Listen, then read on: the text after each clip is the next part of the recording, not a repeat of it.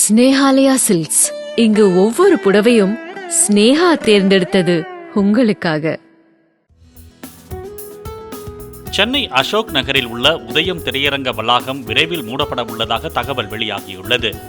நாராயணபிள்ளை உள்ளிட்ட 6 சகோதரர்களால் கட்டப்பட்ட அந்த திரையரங்கம் 1983ஆம் ஆண்டு அப்போதைய சட்டமன்ற தலைவர் ப.உ. சண்முகத்தால் திறந்து வைக்கப்பட்டது. மல்டிபிளெக்ஸ் திரையரங்கங்கள் அறிமுகமாகாத அன்றைய காலகட்டத்தில் புது படங்களை பார்த்து கொண்டாடுவதற்கான களமாக உதயம் வளாகம் விளங்கியதாக ரசிகர்கள் நினைவு கூர்கின்றனர்.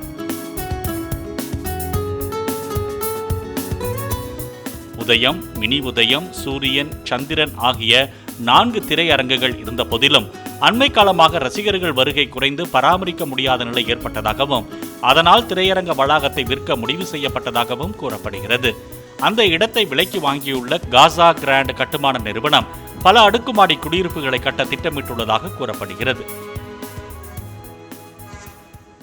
ஸ்னேஹாலயா சில்க்ஸ். இங்கு ஒவ்வொரு புடவையும் ஸ்னேஹா தேர்ந்தெடுத்தது உங்களுக்காக.